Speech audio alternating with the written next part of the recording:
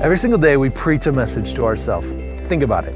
You have a little voice in your head that tells you a gospel every single day.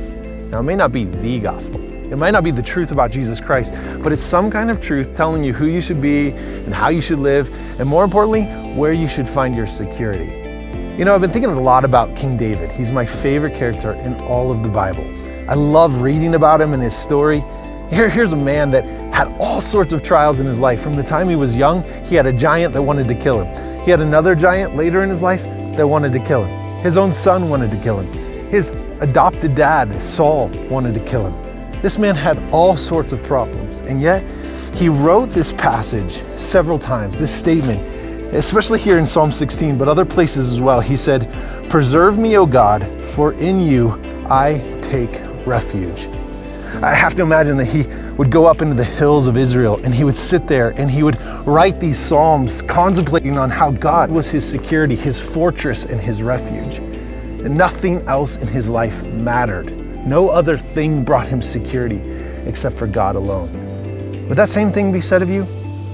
Maybe there's something that you find your security in. Maybe it's your good looks or your skills. Maybe it's your past. Maybe it's your education.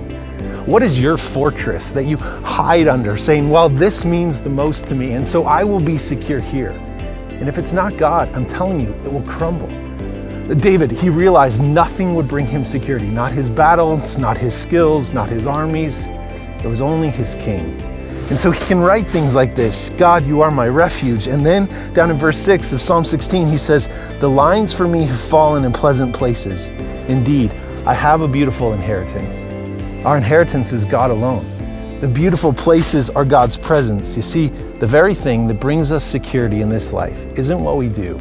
It isn't what we've accomplished, but it's who we're with, and that is God Almighty. My hope for you today is that you'll find your security and your refuge in God. That whatever it is you're finding dependence upon or safety in, that you'll push that aside and realize God is the only one worth hiding in every single day. So let him be your fortress today.